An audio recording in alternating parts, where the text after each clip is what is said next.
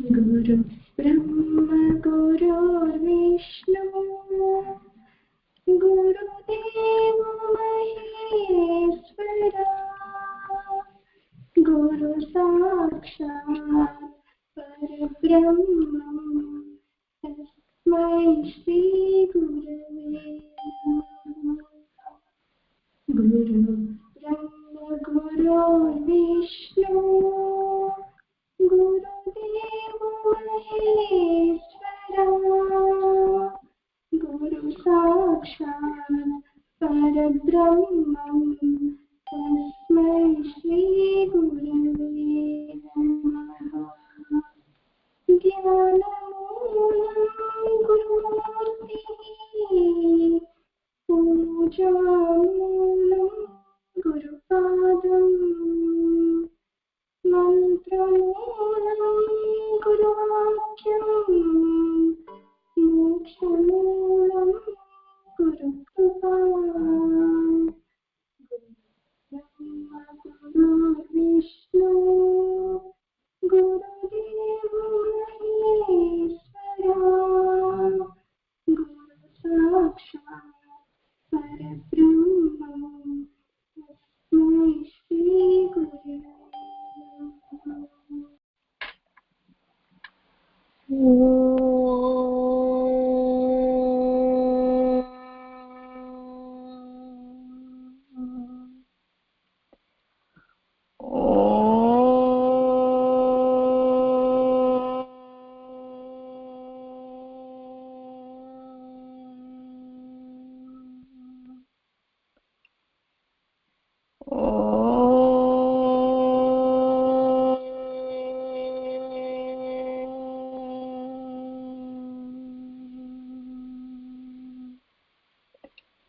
शुक्लांबरधरं विष्णुं शशिवर्णं चतुर्भुजं प्रसन्नवदनं ध्यायेत् सर्वविघ्नोपशान्तये।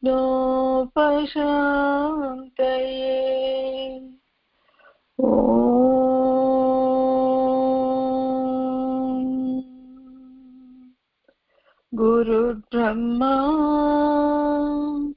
गुरुर्विष्णुः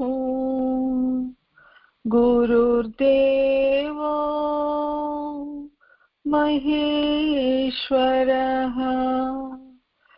गुरु साक्षात् परब्रह्म तस्मै श्री गुरवे नमः।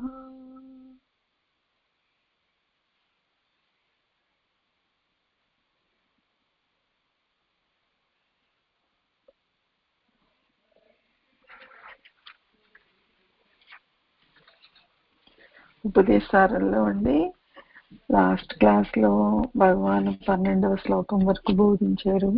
ఇప్పుడు 13వ శ్లోకం నుండి అండి లయ వినాశనే ఉభయరోధనే లయగతం పునః భవతి నోమృతం.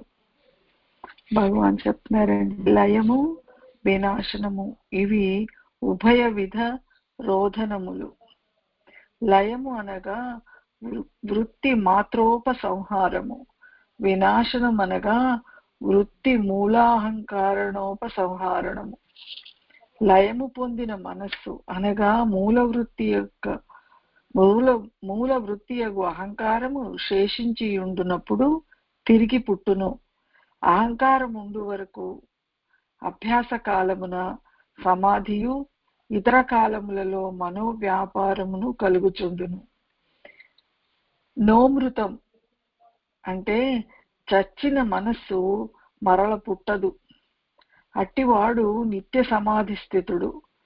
సర్వదా ఆత్మనిష్టయందు ఉండుటచే మనస్సు చేయు వ్యాపారమునందు కూడా అతడు అభేద దృష్టి కలిగి ఉండును. మనస్సుతో చూచువాడికి సర్వత్రా భేదము భాషించును. తన్ను చూచుకొని చూచువాడికి ప్రతి దృష్టిలోను ప్రతి దృశ్యమందును కూడా ఆత్మయే భాషించును. ఆత్మ ప్రజ్ఞయే అఖండమై అన్నింటినీ ఆక్రమించును. భగవాన్ ఏం బోధిస్తున్నారంటే లయము వినాశనము ఇవి ఉభయ విధ రోధనములు. లయము వినాశనము. లయం అంటే కలిసిపోవడం, వినాశనం అంటే నశించటం అండి, లేకుండా పోవడం. లయం అంటే అణిగిపోవడము, కలిసిపోవడము. వినాశనం అంటే నశించటము, లేకుండా పోవడము. అనగా వృత్తి మాత్రోపసంహారము. భగవాన్ అంటున్నారు కేవలము మూల తలంపు ఉండి ఇతర తలంపులు కనుక అణిగిపోతే అలాంటి భక్తుడికటండి అభ్యాస కాలమున అంటే ఇంకా పూర్తిగా అహంకారం నేను అరుణను అనే భావన నశించదు కాబట్టి, నేను ఒక దానిని ఉన్నాను అనే భావన ఉంటుంది కాబట్టి భగవాన్ అంటున్నారు సమాధి స్థితి. సమాధి స్థితి అంటే అండి పూర్ణమైన ఎరుకయే సమాధి స్థితి అండి. సమాధి స్థితి అంటే ఏంటి? భగవాన్ ఎప్పుడు సహజ సమాధి గురించి చెప్పారు, నాన్నగారు చెప్పేవారండి. ఒకసారి ఒక మహర్షి మహాయోగి అండి సమాధి స్థితిలోకి అంటే ఒక తన భక్తుడిని అనండి శిష్యుడిని అనండి నాకు దాహం వేస్తుంది కొంచెం మంచినీళ్ళు తెచ్చిపెట్టమని అడిగితే మంచినీళ్ళు తెచ్చే లోపల సమాధిలోకి వెళ్ళిపోయాడటండి. వెళ్ళిపోయి అలా సమాధిలో 6 నెలలు ఉన్నారంట. 6 నెలల తర్వాత సమాధిలోంచి బయటికి రాగానే దేహానికి చలనం మనసుకు చలనం రాగానే మొట్టమొదలు అడిగిన ఇదేంటంటే మంచినీళ్ళు తీసుకొచ్చావా అని. అంటే ఏ తలంపుతో సమాధిలోకి వెళ్ళిపోయాడో మళ్ళీ తిరిగి బాహ్య స్మృతి వచ్చినప్పుడు అదే తలంపుతో బయటకు వచ్చాడటండి. ఇది మన నాన్నగారు చెప్పేవారండి, మనకి బోధించేవారు. ఇప్పుడు ఇక్కడ భగవాన్ ఏమంటున్నారంటే అన్ని వృత్తులు అడిగిన తర్వాత అంటే కొంతవరకు భక్తుడు భగవంతుణ్ణి అనుభవించి తన జీవిత ప్రారంధాన్ని ఒకవైపు గురువు బోధని శ్రవణం చేసి మననం చేసి దాని వల్ల పొందే శాంతిని అనుభవించి ఆ బుద్ధిలో ఏం తెలుసుకుంటాడంటే పరమాత్మ వల్లనే సృష్టి జరుగుతూ ఉంది అనే విషయం మెల్లమెల్లగా ఒకవైపు బోధపడుతూ ఉంటే తలంపులు తగ్గిపోతూ ఉంటాయి. అలా తలంపులు తగ్గిపోయినప్పుడు కూడా మూల తలంపు నేను అరుణననే భావన ఉంటుంది. తలంపు తగ్గిపోయినప్పుడు మనస్సు లయమైపోతుంది. తలంపు ఆగిందనుకోండి మనస్సు లయించిపోతుంది, అంటే కలిసిపోతుంది, అణుగుతుంది మనస్సు. అణిగినప్పుడు లోపల ఉన్న శాంతి ఆనందం సుఖం భక్తుడు అనుభవిస్తాడు. మళ్ళీ ఏదో ఒక వృత్తి అంటే వాసన లోంచి తలంపు ఆ బీజ రూపంలో ఉన్న వాసనలోంచి తలంపు వచ్చినప్పుడు మళ్ళీ మనసుకి ఆ భక్తుడికి బాహ్యమైన సృష్టి బాహ్యమైన దేహం యొక్క అవసరం ఆ భక్తుడికి దేహం మీద ఆధారపడడం అంటే ఉనికి కోసం ముందు దేహం మీద ఆధారపడతాడు, తర్వాత సృష్టి కనిపిస్తుంది. అలాగా మనస్సు లోపలికి బయటికి ఊగుతూ ఉంటుందండి, అంటే కదులుతూ ఉంటుంది. లోపలికి బయటికి అంటే అండి ఈశ్వరుడిని గుర్తించి ఊరక ఉండటము లోపలికి అనుకోవచ్చండి. బయటికి అన్నప్పుడు ఈశ్వరుణ్ణి మరిచిపోయి కర్తృత్వ భావనలో కనుక కలిసిపోతే అది బాహ్య స్మృతి. అంతర్ముఖము బహిర్ముఖము అంటాం. అంతర్ముఖమైన మనస్సు బహిర్ముఖమైన మనస్సు. అంతర్ముఖమైన మనస్సు అంటే కేవలం ఉన్నది భగవానే అనే ఎరుకలో అరుణ ఉంటే కనుక అది కంప్లీట్ గా అండి తన చర్యలన్నిటినీ ఒడిగిపోయి నా ప్రమేయము అవసరం లేదు సృష్టిలో అనే ఎరుకతో అంటే సెపరేట్ ఎగ్జిస్టెన్స్ నాకు అవసరం లేదు, నా దేహము కదలడానికి ప్రారంధం అనుభవించటానికి సెపరేట్ ఎగ్జిస్టెన్స్ అవసరం లేదు అనే ఎరుకలో ఉంటే అది అంతర్ముఖ స్థితి.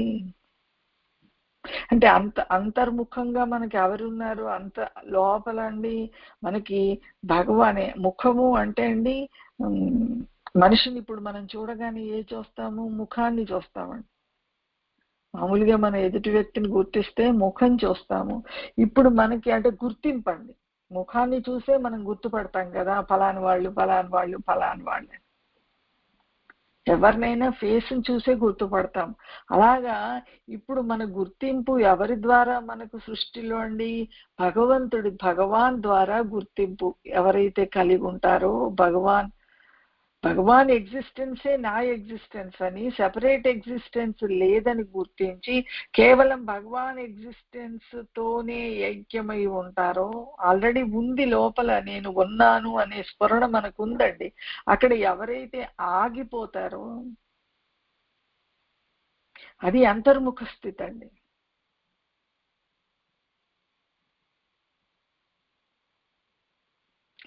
బహిర్ముఖ స్థితి అంటే అరుడగా ఉండటం బహిర్ముఖ స్థితి అండి.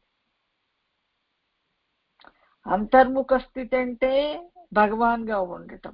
భగవాన్ ఎలా ఉన్నారు? మనకు జీవించి చూపించారండి. బాడీ ఉంటుంది భగవాన్ ఓరక ఉంటారు. అది చూడటానికి భగవాన్కి బాడీ లేదు, మనకు కనిపిస్తోంది భగవాన్ బాడీ.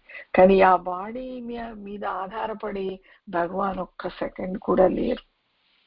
ఎగ్జిస్టెన్స్ కోసం బాడీ పనిచేసింది, భగవాన్ బాడీ కూడా వంటింట్లో పనిచేసింది, బయట పనిచేసింది. నిజంగా చెప్పాలంటే ఎవ్వరూ సృష్టిలో చెయ్యని పని భగవాన్ చేశారు. కానీ భగవాన్ చేసిన పని మన బుద్ధికి కానీ మన జ్ఞానేంద్రియాలకు కర్మేంద్రియాలకు అందదు, మన మనసుకు అందదు భగవాన్ చేసింది. అది జ్ఞానానికి భక్తుడికి జ్ఞానం ప్రసాదించే పని అండి. అది పక్కన పెట్టేసి మామూలుగా మానవులు మనం పనిచేసినట్టు కూడా భగవాన్ వంటింట్లోకి వెళ్ళారు, పనిచేశారు, గిరి పైన కూడా పనిచేశారు, స్కందాశ్రమంలో దానికి ఆ స్కందాశ్రమం అంతా తీర్చిదిద్దారు. అన్ని రకాల పనులు మామూలుగా మానవులు చేసినట్టుగా భగవాన్ చేశారండి పని. కానీ ఎగ్జిస్టెన్స్ కోసం ఎప్పుడు కూడా భగవాన్ ఆ బాడీ మీద కానీ ఆ పని మీద కానీ ఆధారపడి లేరని భగవాన్ బోధించిన సబ్జెక్ట్ ని బట్టి మన బుద్ధికి అందుతా ఉంది. పని చేసినప్పుడు ఎలా ఉన్నారో పని చేయనప్పుడు అలాగే ఉన్నారు.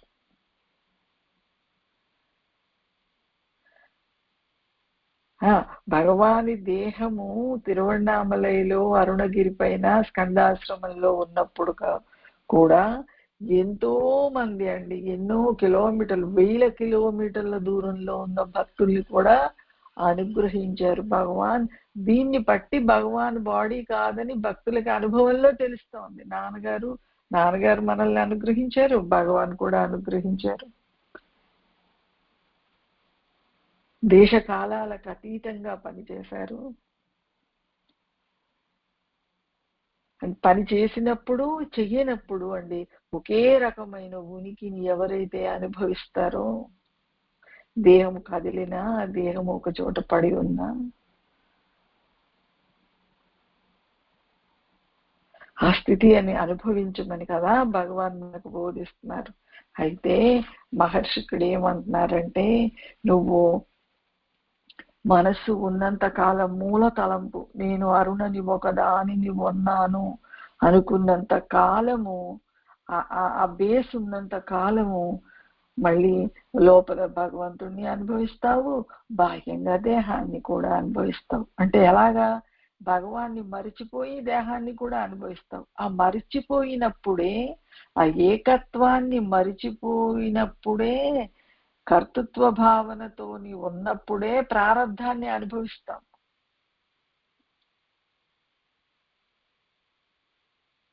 భగవాన్ని మరిచిపోకపోతే ప్రారబ్ధం లేనే లేదండి. అంటే బాహ్యంగా చూసే వాళ్లకు ఆ దేహం ప్రారబ్ధాన్ని అనుభవిస్తుంది అని అనిపించినప్పటికీ లోపల నేను ప్రారబ్ధాన్ని అనుభవిస్తున్నాను అనుకునేవాడు ఉండడండి. నేను విడిగా భగవాన్ కంటే విడిగా లేను అని చెప్పడానికి కూడా అరుణ ఉండదు అక్కడ. భగవాన్తో కలిసి ఉన్నానని చెప్పదు, భగవాన్తో విడిపోయి మర్చిపోయి ఉన్నానని చెప్పలేదు. అది పూర్ణ సమాధి స్థితి, అది సహజ సమాధి స్థితి. కానీ భక్తుడి పరిస్థితి ఏంటంటే, మహర్షి చెప్తున్నారు అభ్యాస కాలమున. అంటే దేనికోసం అభ్యాసం అండి? మనకి అభ్యాసం ఎందుకు చెయ్యాలి? మనం అభ్యాసం అంటే చేసిన పనినే మళ్ళీ తిరిగి చేయడం, చేసిన పనినే మళ్ళీ తిరిగి చేయడం. చదువుకోవడం అభ్యాసం అండి, రాయడం అభ్యాసం, వంట చేయడం అభ్యాసం.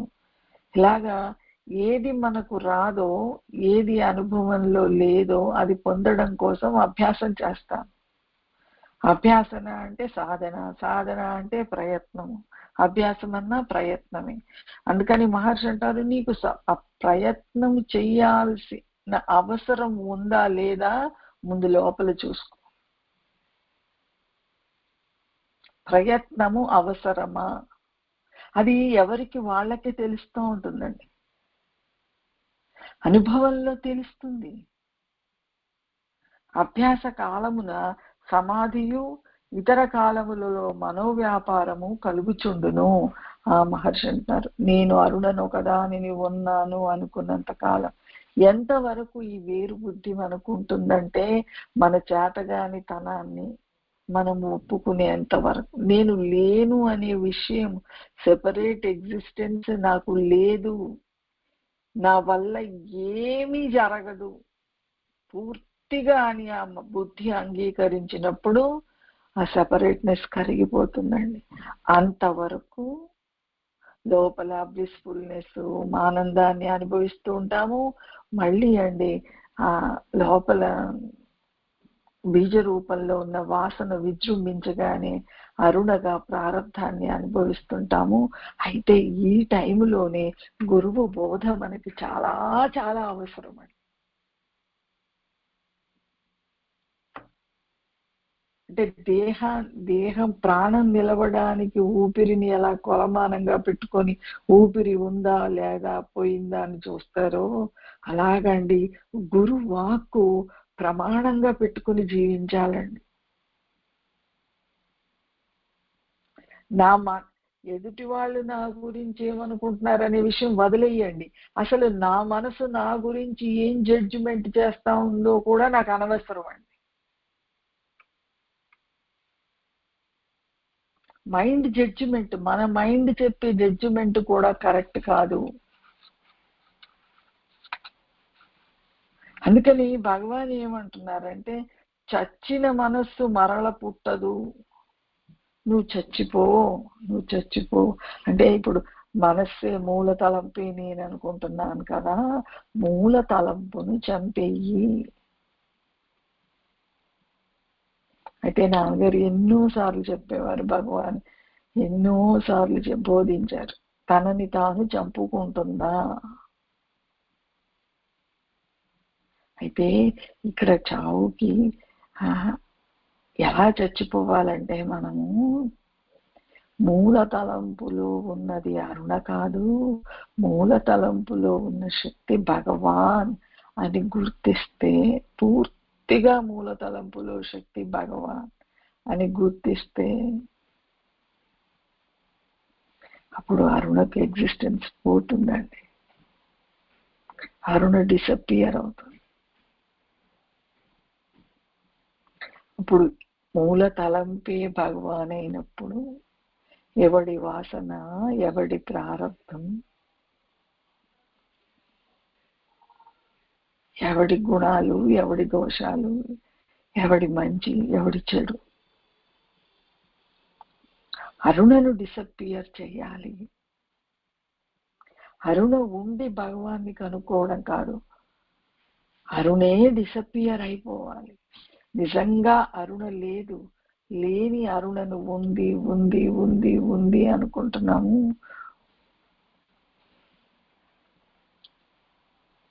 అయితే అది కేవలం గురువు వాక్కును శ్రవణము చేసి మననం చేసి ప్రతి సెకండ్ గురువు వాక్కును అనుభవిస్తేనే కానీ అరుణ డిసపియర్ కాదు. ఎవరికి అరుణ డిసపియర్ కావాలి? అరుణకి అరుణే డిసపియర్ కావాలి. భగవాను అరుణ ఉందని చెప్పట్లేదు. సృష్టి అంతా పరబ్రహ్మములోని భాగమే, పరబ్రహ్మ స్వరూపమే అని బోధించారు మనకి.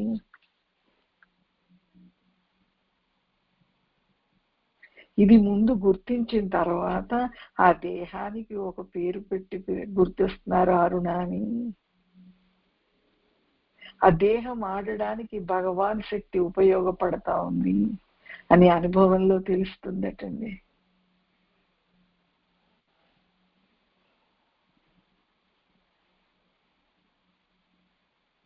అప్పుడు ఏ స్థితి అంటే ఉనికికి దేహమే అవసరం లేని స్థితి వచ్చినప్పుడు దేహానికి ఏ పేరైతే ఏముంది.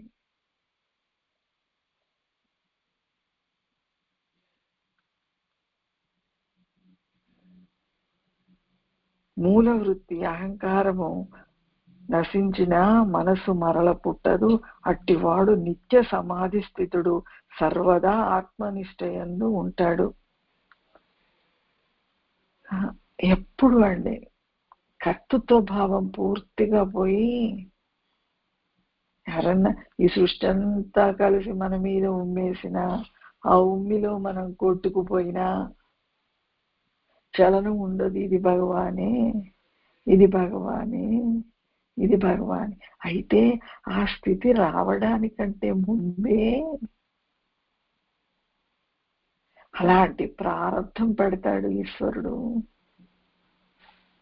అవమానాలు, కష్టాలు, భారాలు, బాధ్యతలు, బరువులు, అన్ని రకాలు ఎంతో కొంత అండి.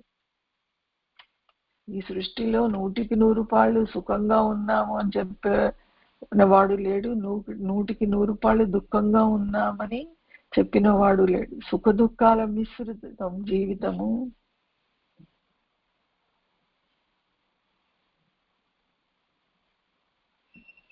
ఎప్పుడు కూడా ఇది భగవానే, ఇది భగవానే, భగవానే అన్నప్పుడు మనల్ని ఎవరన్నా వేలెత్తి చూపిస్తున్నప్పుడు రెండు రకాలుగా వాళ్ళని మనము వాళ్ళ పట్ల ఉదాసీనంగా ఉండొచ్చండి. అయ్యో పాపం వాళ్లకు తెలియక అలా అంటున్నారు, ఇది నా భగవానే, ఇది నా భగవానే అని తెలియక అంటున్నారని ఒకటి, ఇంకొకటి భగవానే అలా అనిపిస్తున్నాడు. ఎందుకంటే నన్ను తన దగ్గరికి లాక్కోవడానికి బయట ఏమీ లేదు. ఇప్పుడు మనకు బయట ఆనందం దొరకట్లేదు అనుకోండి, బయట సుఖం దొరకట్లేదు అనుకోండి, బయట శాంతి లేదనుకోండి, ప్రారంభంలో ఏమి కూడా, అప్పుడు మనకి కంపల్సరీ సుఖము, శాంతి, ఆనందం కావాలండి. ఎందుకంటే మన స్వరూపం లోపల అది అయి ఉంది కాబట్టి, మనం గురువు సన్నిధిలో అది రుచి చూసాం కాబట్టి, మనసు సుఖాన్ని, ఆనందాన్ని, శాంతిని రుచి చూసింది కాబట్టి దానికే వెతుక్కుంటా ఉంటాం మనం. ఎక్కడా ఎక్కడా ఎక్కడా అయితే ప్రారంధంలో వెతుక్కుంటామండి. గురువు ఏం బోధిస్తున్నారంటే నాలో వెతుక్కో అంటే నేను ఎలాగ ఎంత మౌనంగా ఉన్నానో నువ్వు అంత మౌనంగా ఉండు, చలన రహితంగా ఉండు.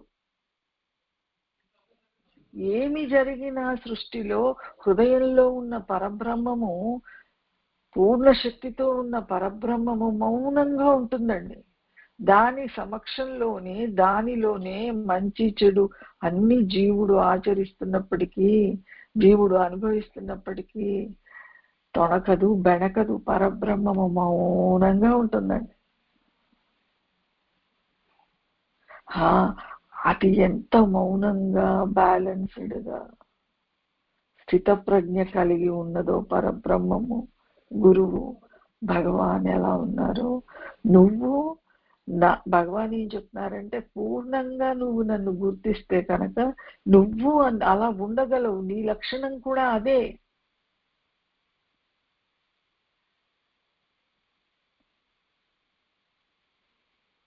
మనసు మరల పుట్టదు, అట్టివాడు నిత్య సమాధి స్థితుడు. ఆ నిత్య సమాధి స్థితి సర్వత్రా సర్వదా. నిత్య సమాధి అంటే నిత్యము భగవాన్ని గుర్తించి, భగవానే కర్త అని గుర్తించి ఓరక ఉండగలగడం నిత్య సమాధి. ఎప్పుడైతే పని చేసే వాళ్ళు ఇంకొకళ్ళు ఉన్నారన్నప్పుడు ఆ పని చేయడానికి మనం పూనుకోం కదా. అరుణ మనస్సుని, అరుణ దేహాన్ని, అరుణ నేను నాదులను చూసుకునేవాడు ఒకడున్నాడు.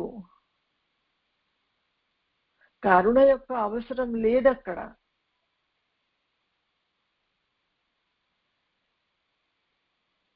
పైగా అరుణ కంటే చాలా బాగా చూసుకోగలడు. అరుణని ఎంత బాగా చూసుకోవాలనుకుంటుందో అంతకంటే 1,000,000 రెట్లు బాగా చూసుకోగలడు. అయితే అరుణ యొక్క లైక్స్ డిస్లైక్స్ ప్రకారం చూసుకోడు. అరుణకు ఏది మంచిది అంటే ఏ ప్రారంధాన్ని అనుభవిస్తే, ఏ వాసన ఖర్చయిపోతే, ఏ వాసన కరిగిపోతే అరుణ ప్రయాణం భగవాన్ వైపు జరుగుతుందో, భగవాన్ ఎరుకలోకి అరుణ జారుకుంటుందో అలా చూసుకుంటాడు.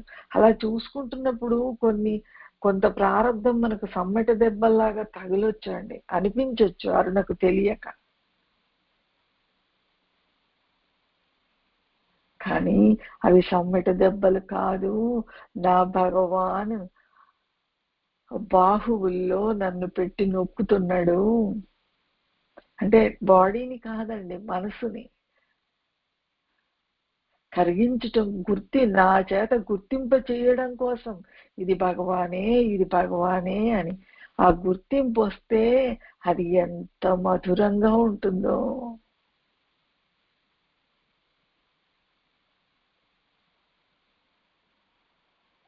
అంటే భగవాను అరుణతో ఆడుకుంటున్నాడు. తండ్రి బిడ్డల ఆట మొదలైంది. మనం చిన్న పిల్లలతో ఆడుకుంటూ ఉంటే మనం ఏం చేస్తామండి, పిల్లల్ని గెలిపిస్తాం, మనం వాళ్ళ చేతిలో ఓడిపోతాం.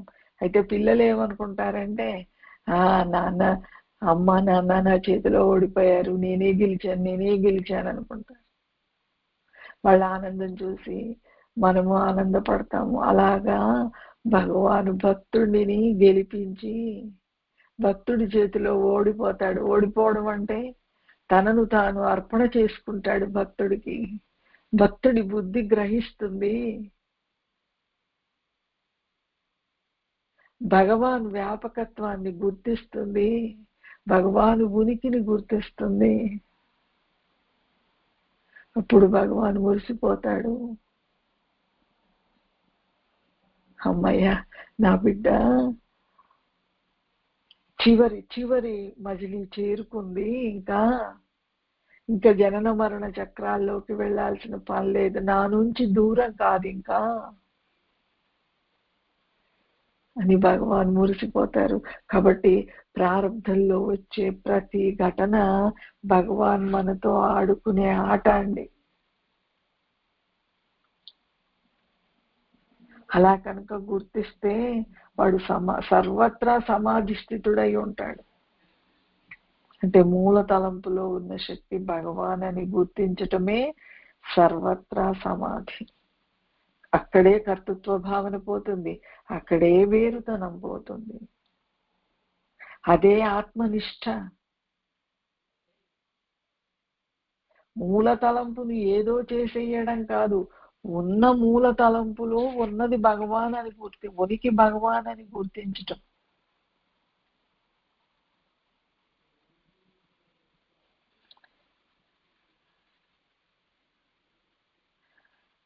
సర్వదా ఆత్మనిష్ట యందు ఉండుటచే మనస్సు చేయు వ్యాపారమునందు కూడా అతడు అభేద దృష్టి కలిగి ఉండును. అప్పుడు కూడా ఇక్కడ భగవాన్ చెప్పే బోధ అసలు ఎంత వండర్ఫుల్ గా ఉందండి. మన బుద్ధికి అర్థమైతే చాలండి, అంతే. ఇంకా దీనికంటే ఈజీ సులువు ఇంకేం ఉండదు. అందుకే భగవాన్ ఆత్మవిద్య అయ్యే అతి సులువు అన్నారటండి. భగవాన్ మహర్షి ఏమంటున్నారంటే, నీ కనుక భగవాన్ ఎరుక కలిగి నువ్వు ఓరకు ఉండగలిగితే హృదయంలో భగవానే, ఇది మూల తలంపుని ఎక్స్టెండెడ్ భగవాన్ అని పేరు పెట్టుకో. అరుణ కాదు, ఎక్స్టెండెడ్ భగవాన్. బాడీ ఎక్స్టెండెడ్ భగవాన్, సృష్టి ఎక్స్టెండెడ్ భగవాన్, ఎక్స్టెండెడ్ నాన్నగారు అని కనుక నువ్వు గుర్తిస్తే అప్పుడు కూడా మనస్సుకు వ్యాపారం ఉంటుంది. ఎందుకంటే ఏదో ఒక ప్రారంభం ఉంటది కదండి బాడీకి. రాముడికి ఉన్న ప్రారంభం కృష్ణుడికి లేదు, కృష్ణుడికి ఉన్న ప్రారంభం భగవాన్కి లేదు. భగవాన్కి ఉన్న ప్రారంధం నాన్నగారికి లేదు. ఎన్ని దేహాలు, ఎన్ని మూర్తులు, అన్ని ప్రకృతులు అంటారు. అంటే ప్రతి మూర్తి ఒక పని చేయడానికి సృష్టిలోకి వచ్చిందండి. అలాగే మనందరికి కూడా అండి. ఎన్ని నాన్నగారు అంటారు, ఎన్ని తలకాయలు ఉన్నాయో అన్ని రకాల తలంపులు ఉన్నాయి ఇక్కడ ఏకకాలంలో. అందుకే భగవాన్ చేసిన పని మనం చేయలేము. భగవాన్ ఉన్నట్టు మనం ఉండలేము, నాన్నగారు ఉన్నట్టు మనం ఉండలేము. ఎందుకంటే నాన్నగారి బాడీ, భగవాన్ బాడీ సృష్టిని ఉద్ధరించడానికి వచ్చింది. పరబ్రహ్మము అక్కడ దేహము ధరించింది, సృష్టిని ఉద్ధరించటానికి కోసం ఆ దేహం ధరించింది. అదే పరబ్రహ్మము అరుణగా ఎందుకు దేహం ధరించిందంటే అరుణ ద్వారా అరుణ ప్రారంధాన్ని ఆడిస్తూ ఒక ఆట ఆడించటానికి ఇక్కడ ధరించిందండి. ఇక్కడ ఏ ఆట ఆడించాలో ఆ ఆట ఆడించేది పరబ్రహ్మమే. అక్కడ ఆ బాడీని ద్వారా ఏది ఉద్ధరించబడాలో ఆ బాడీని ఎందుకు తీసుకొచ్చారో ఆ ప్రయోజనం నెరవేర్చేది పరబ్రహ్మమే. భగవాన్ దేహం ద్వారా ప్రయోజనం నెరవేర్చేది పరబ్రహ్మమే. ఈ దేహము ద్వారా నాటకం ఆడించి ఇక్కడికి వచ్చిన ప్రయోజనం అరుణకు ఎందుకు భూమి మీదకి వచ్చింది, ఎన్ని వాసనలు ఖర్చు అయిపోవాలి, ఎంత భగవాన్ వైపు అంటే ఎంతగా వేరు బుద్ధి కరిగిపోవాలి, ఎంత భగవాన్ని అనుభవించాలనే ప్లాన్ నడిపేది కూడా పరబ్రహ్మమే, భగవానే. కాబట్టి మనస్సు వ్యాపారము భగవాన్ను గుర్తించినప్పుడు పూర్ణంగా కర్తృత్వ భావన పోయినప్పుడు కూడా మనస్సు వ్యాపారం ఉంటుంది, ప్రారంధం ఉంటుంది. ఎంతవరకు అంటే బాడీ పడిపోయే వరకు. అయితే ఇక్కడ తేడా ఏంటంటే ఇలా ఊరకే కూర్చున్నాం అనుకోండి, ఇంట్లో పనంతా అయిపోయి ఊరకే కూర్చున్నాం అనుకోండి, మనసులో ఏ తలంపు ఉండదండి. దేహము కదలికలకు అవసరమైన తలంపులు మాత్రం మనస్సులో వస్తాయి అంతే. ఈ పని చెయ్యాలా వద్దా, ఈ పని మానేయాలా, ఈ మాట మాట్లాడాలా వద్దా, నేను తర్వాత ఏం చేయాలి, ఈ కుర్చీలో కూర్చోక ముందు నేను ఏం పని చేశాను, ఇవేవి రావండి. అనవసరమైన థాట్స్, వేగ్ థాట్స్ ఆగిపోతాయి. ఇప్పుడు ఈ సత్సంగం అయిపోయింది అనుకోండి, నేను ఈ కుర్చీలోంచి లేచి కిందికి వెళ్ళిపోవాలనుకోండి, అప్పుడు సత్సంగం అయిపోయింది కిందికి వెళ్ళిపోవాలనే తలంపు వస్తుంది. రాకుండా దేహం ఎలా కదులుతుందండి? లేచి కిందికి వెళ్ళిపోవడం దేహానికి ప్రారంభం అండి. అది ఈశ్వరుడు నిర్ణయిస్తేనే వస్తుంది, లేకపోతే రాదు. ఈశ్వరుడి నిర్ణయంలో ఉంటేనే దేహాన్ని కదలిక కదులుతుంది, కానీ నిర్ణయంలో లేకపోతే దేహం కదలదు. ఈశ్వరుడు జీవులను వారి వారి ప్రారంధమును అనుసరించి ఆడిస్తున్నాడు అనేది భగవాన్ ముందే చెప్పేశారు కదా. జీవుణ్ణి ఆడిస్తాడు అంటే తలంపుల్ని ఆడిస్తాడు. మూల తలంపు ఇంకొక తలంపును పట్టుకొని దేహాన్ని ఆడిస్తూ ఉంటుంది. కానీ ఆ మూల తలంపు మూలంలో భగవానుగా ఉనికిగా ఉండిపోతాడు భక్తుడు. భగవాన్ ఎరుకలో ఉండిపోతాడు. అంటే భగవాను నేను సమానమా, నేను భగవాన్ అని అనుకోలేను కదా, నాకు ఇంకా తెలుస్తూ ఉంది, నేను అరుణని అని కోపం తెలుస్తూ ఉంది, రాగం తెలుస్తూ ఉంది, ద్వేషం తెలుస్తూ ఉంది. ఇక్కడే మనం పొరపాటు పడుతున్నామండి. ఎస్, అరుణకు అవన్నీ ఉండొచ్చు, జీవగుణాలు అరుణకు ఉండొచ్చు. కానీ భగవాన్ ఏం చెప్తున్నారంటే అవి నువ్వు కాదే, అది నేను ఆడించే ఆట.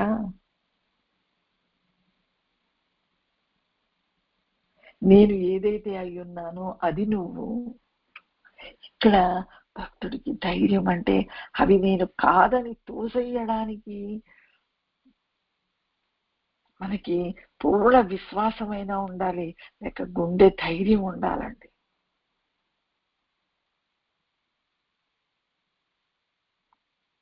ఇప్పుడు నాన్నగారు అన్నారు అనుకోండి, అమ్మ ఒకసారి అండి, ఇప్పుడు నాన్నగారు మన శ్రీనగర్ కాలనీలో సుబ్బారావు గారి ఇంట్లో ఉండేవారు కదా, అక్కడ మధ్యాహ్నం నాన్నగారు ఎటో బయటకు వెళ్ళిపోయారండి. వెళ్ళిపోతే భక్తులకి అరటిపండు ఏదో ఇచ్చారు. ఇస్తేనే ఆ ప్రసాదంగా ఆ పండు తిని ఆ చేతిలో తొక్క పట్టుకొని ఆ గేట్ దగ్గర నిల్చున్నానండి. ఊరికే బయటకు వచ్చాను, అక్కడ నిల్చున్నాను. ఈ లోపల అనుకోలేదు, నాన్నగారు కారు వచ్చేసిందండి. వచ్చేసిన తర్వాత నాన్నగారు ఎప్పటి నుంచి పట్టుకున్నారో తెలియదు, ఒక పండు పట్టుకొని వచ్చారు. అక్కడి నుంచి వచ్చేటప్పుడు కారులో ఆ పండు అలాగే పట్టుకొని ఉన్నారు. కారు దిగారండి. దిగిన తర్వాత ఇంకా ఎలాగో నాన్నగారు వచ్చారు కదా అని పక్కకు జరిగి గేట్ పక్కన అలా లోపలికి నిల్చొని ఉన్నాను. నాన్నగారు వెళ్తారు కదా అని. నాన్నగారు గమ్మున వచ్చి ఆ పండు నాకు ఇవ్వడానికి చెయ్యి ఇలా ముందుకు జాపారండి. నా చేతిలో అరటి తొక్క ఉండింది. గమ్మున దాన్ని ఇలా పక్కకి ఆ చెట్లలోకి విసిరేసి ఆ పండు తీసుకున్నానండి. నాన్నగారు లోపలికి వెళ్ళిపోయారు. అప్పుడు అనిపించిందండి, గురువు ఇచ్చే ప్రసాదం కోసము చేతిలో ఉన్న అరటిపండు తొక్కను గమ్మున విసిరేసి పండు తీసుకున్నాను. ఇలాగే ఏదైతే గురువు బోధిస్తున్నాడో, గురువు బోధని నేను అనుభవించాలంటే నా మనసు అనుకున్నది బయటికి విసిరేయాలి. నా మనసు ఒకటి పట్టుకొని ఉందండి, నేను అరుణని, నేను దేహాన్ని, నాలో మంచి చెడు ఉన్నాయి, నాలో ద్వైత భావనలు ఉన్నాయి, నేను ఇంకా ప్యూరిఫై అవ్వలేదు, నేను ఇంత ప్యూరిఫై అయిపోయాను, ఏదో అనవసరమైన థింకింగ్ లో మనస్సు ఉందండి. నాకు అది అవసరం లేదు. పండు తిన్నాక తొక్కేలాగా విసిరేస్తాము. గురువు ధ్యాసలోకి, గురువు నీడలోకి, గురువు దర్శనంలోకి, గురువు అనుగ్రహంలోకి చొరబడ్డాక ఎప్పుడైతే మనల్ని లాక్కుంటారో అప్పుడు మన మనసు మనకు అవసరం, అంటే మన బుద్ధి మన మనస్సు ఇంకా పని చేయాల్సిన అవసరం లేదు. అయితే వివేకం ఉండాలి కదా, విచక్షణ ఉండాలి కదా అనిపిస్తుందండి. ఎస్, వివేకం ఉండాలి. ఎక్కడ ఏది గ్రహించాలి, ఏది వదిలిపెట్టాలి అనే చోట వివేకం ఉండాలి. గురువు ఆత్మను గ్రహించిన వాడికి ఇంకా విడిగా వేరు వివేకం అవసరం లేదు. గురువాక్కే వివేకాన్ని కలిగి ఉంటది, విచక్షణను ఇస్తుంది, వివేకాన్ని ఇస్తుంది, ఆనందాన్ని, సుఖాన్ని, శాంతిని, ఏది కావాలో అన్నీ ఉంటాయి గురువాక్కులో. గురువాక్కును మన మనసు స్వీకరించలేనప్పుడు వీటి కోసం బయట వెతుక్కోవాల్సి వస్తుంది. మనసు వేరుగా వివేకాన్ని, వేరుగా విచక్షణని, వేరుగా సుఖము, వేరుగా శాంతిని వెతుక్కుంటది.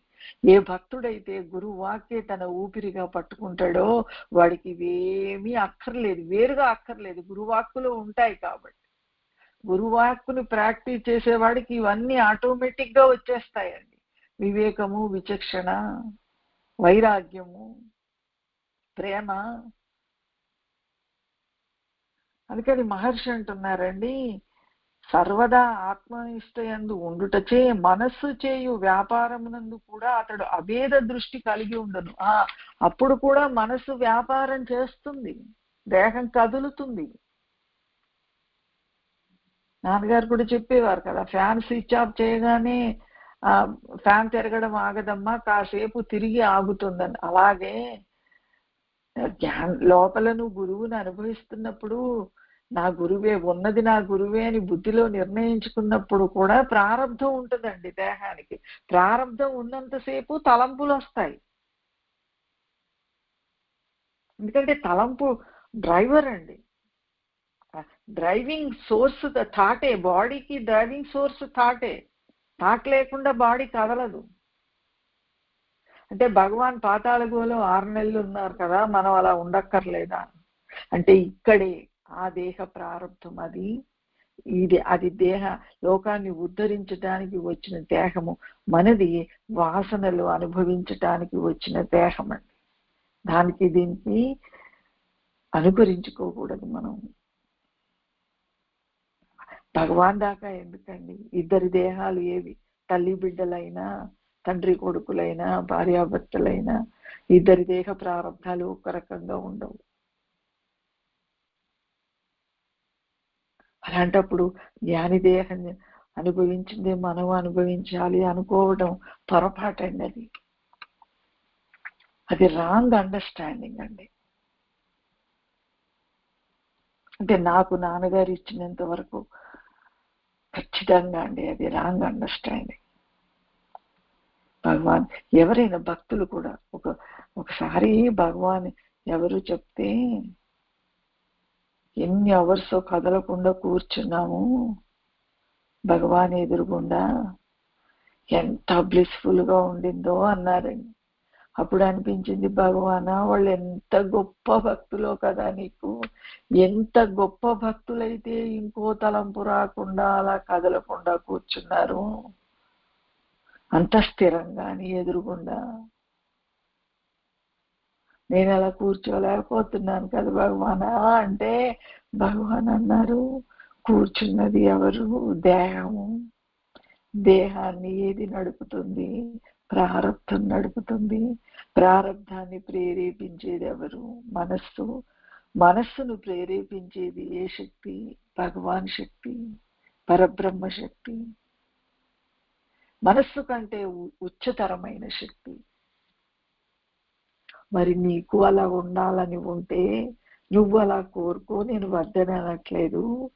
ఇంకొక జన్మలో ఇంకో దేహంలో మళ్ళీ ఇచ్చి ఆ కోరిక తీరుస్తాను. కొన్ని గంటలేంటి, కొన్ని రోజులు కూర్చుందువు కానీ ఇంకో జన్మ ఇంకో దేహం తీసుకోవాలి. మరి ఈ దేహ ప్రారంభంలో అది లేదు, నువ్వేం చేస్తావు, నేనేం చేస్తాను? ఉంటావా? మరి ఇంకొక జన్మ నాకంటే దూరంగా ఉంటావా అంటే, అప్పా భగవానా ఇంకో జన్మ కాదు, ఇంకొక సెకండ్ కూడా నేను నీకంటే దూరంగా ఉండలేను తండ్రి. ఏం చేయిస్తావో, ఏం చేయించవో, ఎలా కూర్చోబెడతావో, ఎక్కడ నిల్చోబెడతావో, ఈ బాడీ నీది, నీకు సంబంధించింది.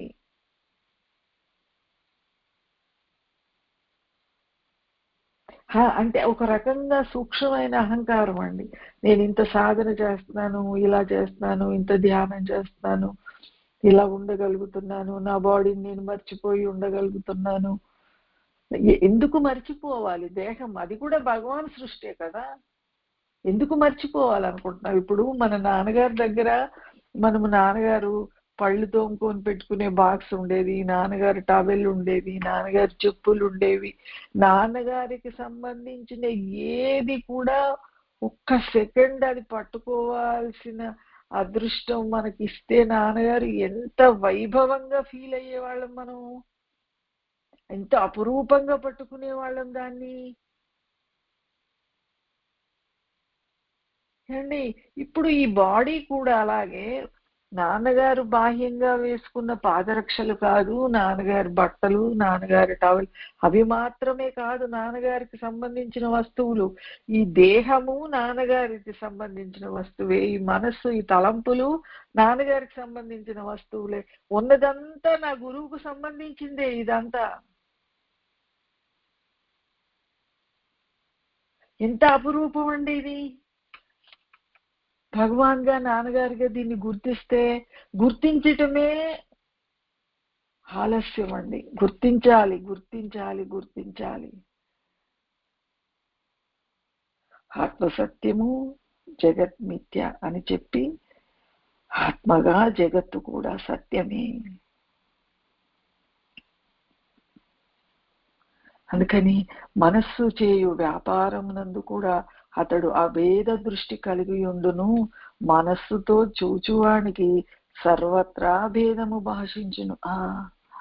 నువ్వు మనసుతో అరుణ అనే తోడు అరుణ అని నిర్ధారించుకొని చూడదు, అప్పుడు అన్ని భేదం. ఎందుకంటే లోపల విడిపోయినప్పుడు భగవంతుడు వేరు, నేను వేరు. భగవంతుడి ఎగ్జిస్టెన్స్ వేరు, నా ఎగ్జిస్టెన్స్ వేరు. నా ఎగ్జిస్టెన్స్ బాడీ మైండ్, భగవంతుడి ఎగ్జిస్టెన్స్ సైలెన్స్ అని అనుకున్నప్పుడు అంతా వేరుగా కనిపిస్తుంది. అరుణకి అరుణ కనిపిస్తుంది, అరుణకి అరుణ ఉనికి కనిపిస్తుంది.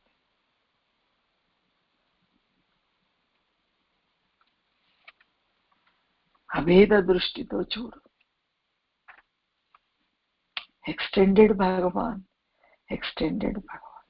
ఇంకా చెప్పాలంటే ఎక్స్టెండెడ్ ఏంటండి?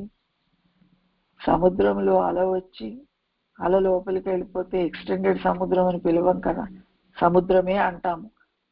అల కూడా సముద్రమే అంటాము, సముద్రంగానే గుర్తిస్తాము. అది అనుభవిస్తుంటే ఆ ఎక్స్టెండెడ్ అనే పదం పోతుందండి. భగవాన్, భగవానా, భగవానా, భగవానా అది మిగిలిపోతుంది.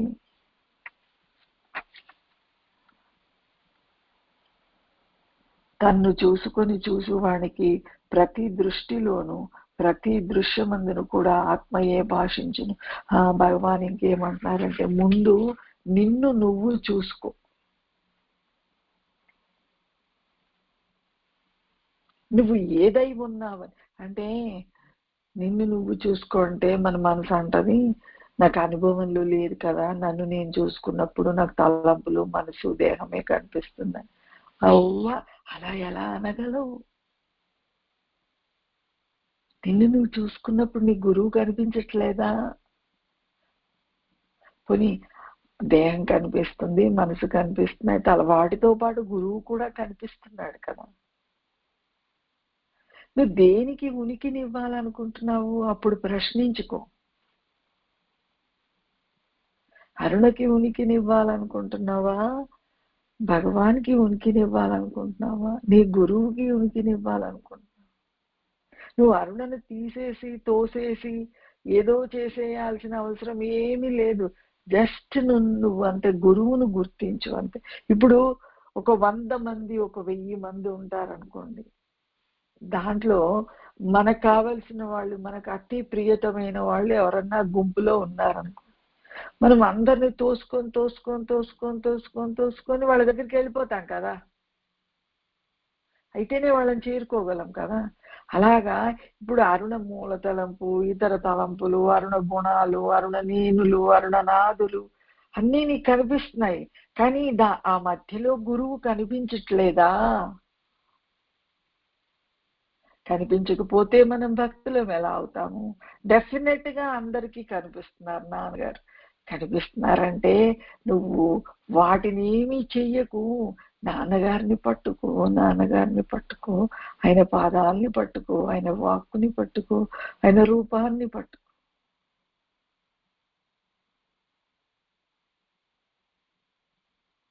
పట్టుకొని ఆయనను అనుభవిస్తూ ఉంటే అంతటా సర్వత్రా ఉన్నది ఆయనే.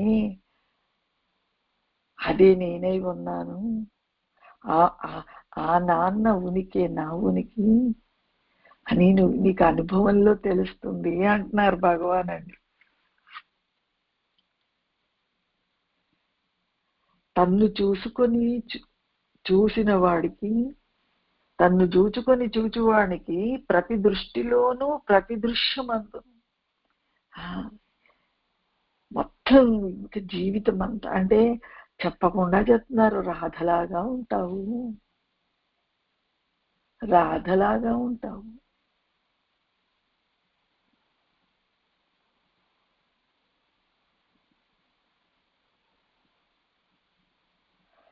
వండర్ఫుల్ అండి, వండర్ఫుల్.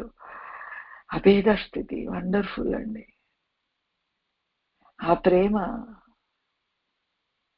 అందుకే నాన్నగారు ఎప్పుడు అనేవారు, జ్ఞాని యొక్క భక్తి, జ్ఞాని యొక్క ప్రేమ అది నిజమైన ప్రేమ, అది నిజమైన భక్తి. అది భక్తి అండి, పరాకాష్ఠ భక్తి. అది తన్ను చూసుకొని చూచువానికి ప్రతి దృష్టిలో, ప్రతి తలంపు, దృష్టి అంటే ఇక్కడ ప్రతి తలంపు అండి, ప్రతి దృశ్యము, దృష్టియే దృశ్యంగా మారుతుంది. మన దృష్టియే దృశ్యంగా మారుతుందండి.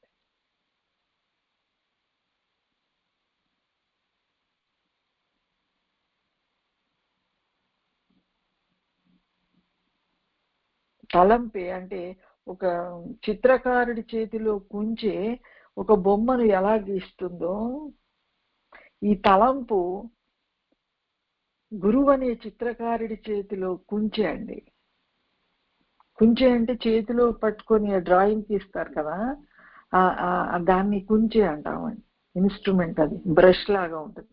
ఇంకా అర్థమైతే చెప్పాలంటే ఒక బ్రష్, చిన్న బ్రష్ అండి. ఈ సృష్టిని గీచే పరబ్రహ్మము చేతిలో కుంచె తలంపండి.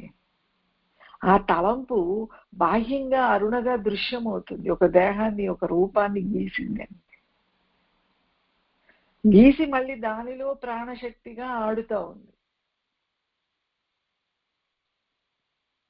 బొమ్మను చేసి ప్రాణము పోసి ఆడేవు నీకిది వేడుక. నాన్నగారు అనేవారు కదా, పిల్లికి చలగాటం ఎలుకకు ప్రాణ సంకటం. కానీ భక్తుడికి ఆ ఎలుక బాధపడ్డట్టుగా భక్తుడు బాధపడడు.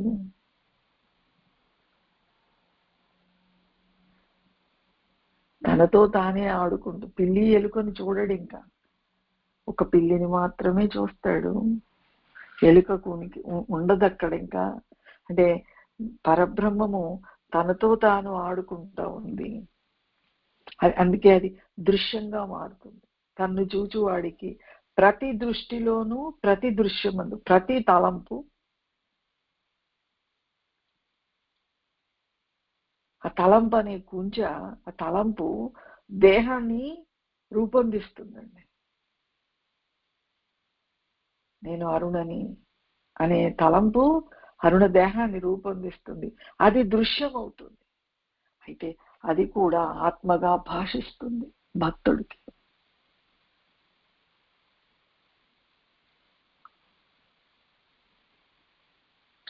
భక్తుడైన వాడే జ్ఞాని కాగలడు. భక్తుడు కానివాడు జ్ఞాని కాలేడు.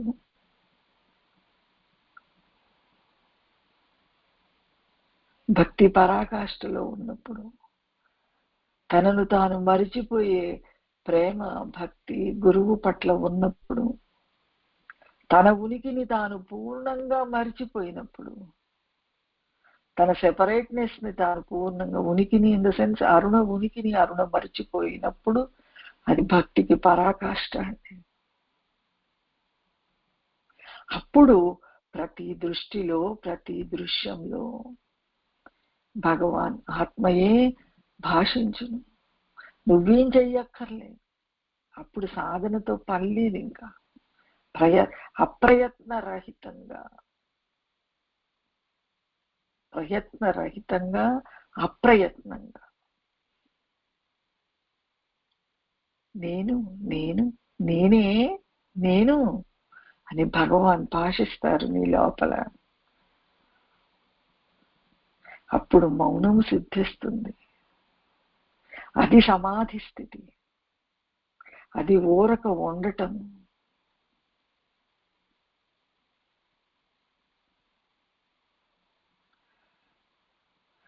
ఆత్మ ప్రజ్ఞయే అఖండమై అన్నింటినీ ఆక్రమించును. సూర్యోదయం అయినప్పుడు ఎలాగైతే వెలుతురు భూమిని, భూలోకాన్నంతా ఆక్రమిస్తుందో, సూర్య కిరణాలు ఎలాగైతే భూమిని ఆక్రమిస్తాయో, సూర్యోదయం అయిందా లేదా అని మన ఇంట్లోంచి బయటకు వచ్చి ఆకాశం వైపు చూడక్కర్లేదండి. కిటికీలలోంచి వచ్చే వెలుతురు సూర్యోదయం అయిపోయిందని తెలుస్తుంది. అంటే వెలుతురు వ్యాపిస్తుందండి, వ్యాపకత్వం. అలాగా పరబ్రహ్మము తన ఏకత్వాన్ని, అఖండత్వాన్ని వ్యాపింపచేస్తుందటండి, ఆక్రమిస్తుందంట. అంటే ఎక్కడ ఆక్రమిస్తుంది? ఏదైతే నువ్వు మూల తలంపు, ఇతర తలంపులు, దేహము, నేను, నాదులు అనుకున్నావో, అలా అనుకోకుండా వీలు లేని ప్రజ్ఞ నిన్ను ఆక్రమించేస్తుంది. అనుకోలేవి. ఇంకా ఇది నాదా, నాది అని అనుకున్నప్పుడు భగవాను ఇది నీదా వదిలేస్తావు.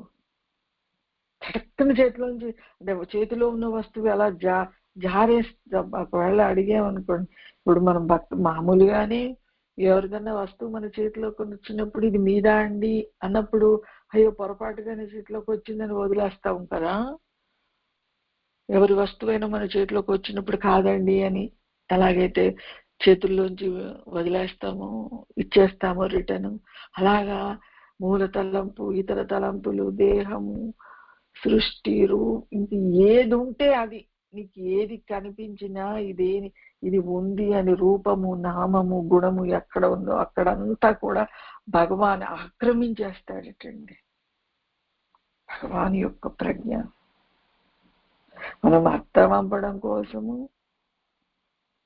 ఇది ఇలా చెప్పుకుంటున్నాం, ఇది నీదా అని భగవాన్ అడిగితే మౌనంగా నాది కాదని గుర్తించి వదిలేసి ఊరక ఉండటమే. నేను లేను, నాది కాదు. అలా అడిగి అడిగి నాదుల్ని కాదని వదిలేస్తున్న కొన్ని నాదులు వదిలేశాక ఇంకా అప్పుడు నాన్నగారు చెప్పినట్టు నేను వదిలేస్తే పోతుంది కదా, నేను ఆధారంగా చేసుకునే నాదులు ఉన్నాయి కదా. అప్పుడు భగవాను స్మరణ, నువ్వు నేను ఇద్దరమా అంటే ఎలాంటి స్థితికి వచ్చేయాలంటే విడిగా ఉండలేని స్థితి లోపల రావాలండి. ఆ తపన, ఆ ఆరాటం అండి.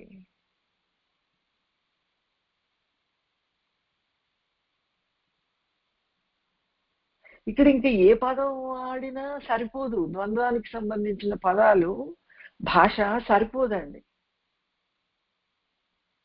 అలా భగవాన్ నిన్ను ఆక్రమించేస్తారు, గురువు ఆక్రమించేస్తాడండి.